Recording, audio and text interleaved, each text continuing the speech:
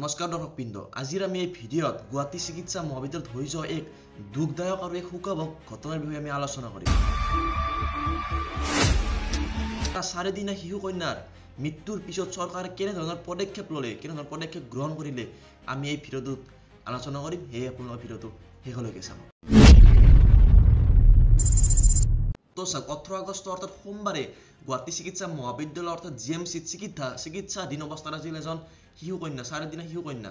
পিতৃ আছিল উৎপল বৰদলৈ আৰু মাতৃ আছিল স্মিতা ডেকাৰ গৰ্ভত জন্মগ্ৰহণ লৈছিল এই শিশু কন্যাটি 15 আগষ্টৰ দিনা। শিশুটি জন্মৰ পিছতেই জণ্ডিছ সংক্ৰমণ সমস্যাত ভুগিছিল। সেয়ে চিকিৎসকসকলে ফটোথেৰাপি মেচিনত ৰাখি চিকিৎসা চলাইছিল। কিন্তু দুখজনকভাৱে 18 আগষ্টৰ দিনা 5:30 মান বজাত সেই বিচনাৰ পৰা সেই ফটোথেৰাপি মেচিনৰ এই তাৰৰ সৈতে সেই বিচনাৰ পৰা তলত বাগৰি পৰিছিল আৰু বাগৰি পৰাৰ ফলত চিকিৎসকসকলে দেখিছিল, কিন্তু চিকিৎসকসকলে চিকিৎসা কৰিছিল যদিও সেই শিশুটিৰ মৃত্যু হৈছে। আৰু সেই একেখন বেৰতে আৰু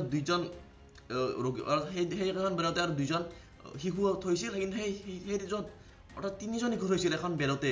এজন শিশুটো মৃত্যু হ'লে ফটোথেৰাপিৰ সৈতে পৰি আৰু প্ৰায় 2জন শিশু তলত পৰিছিল যদিও চিকিৎসকসকলে ভালদৰে চিকিৎসা চলাইছিল, কিন্তু এতিয়া বৰ্তমান অৱস্থাত অসুস্থ অৱস্থাত আছে। এই ঘটনাৰ পাছতে মুখ্যমন্ত্ৰী ডক্টৰ হিমন্ত বিশ্ব শৰ্মা ছাৰে ব্যক্তিগতভাৱে জিএমচিত পৰিদৰ্শন কৰে আৰু মুখ্যমন্ত্ৰী ছাৰে কয় যে এই ঘটনাটো এটা সম্পূৰ্ণ অগ্ৰহণযোগ্য ঘটনা বুলি উল্লেখ কৰে আৰু স্পষ্টভাৱে কৈ দিছে যে জিএমচিত পৰ্যাপ্ত পৰিমাণে বেড আছিল, চিকিৎসক আছিল, নাৰ্ছ আছিল, কৰ্মচাৰী, ইমানখিনি সুবিধা থকাৰ পিছতো ইমান এটা ডাঙৰ ঘটনা কেনেদৰে ঘটিব পাৰে।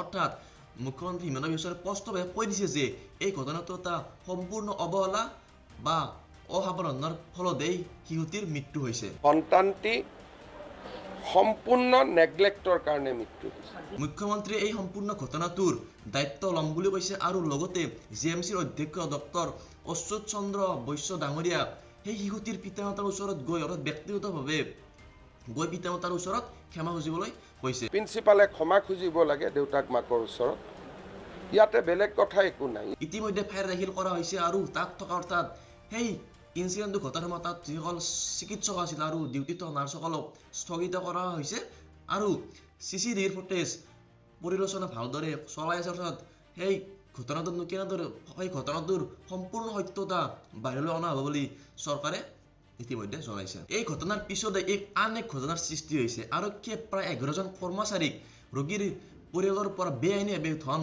উলিয়াবৰ অভিযোগত গ্ৰেপ্তাৰ কৰিছে। বাচ্চা জন্ম পোৱাৰ পিছত যিখিনি কৰ্মচাৰী থাকে তেওঁলোকক 10 টকা 20 টকা দিলে নহয়, কিবা এটা চাহ খাব দিলে নহয়, তেওঁলোকে দাবী কৰে, এনেকুৱাকে দাবী কৰে 500,000 টকা দাবী। আগলৈ যাতে এনেকুৱা সমস্যাৰ ফলত কোনো ৰোগীৰ বিপদত পৰিবলগীয়া নহয়, এইবিলাক সমস্যাক গুৰুত্ব দিয়াটো চিকিৎসকসকলে উচিত। আশা কৰোঁ আপোনালোকে ভিডিঅ'টো চাই ভাল পাইছে, কিবা এটা বুজিছে। তো আজিলৈ ইমানে। বন্দে মাতৰম। জয় হিন্দ।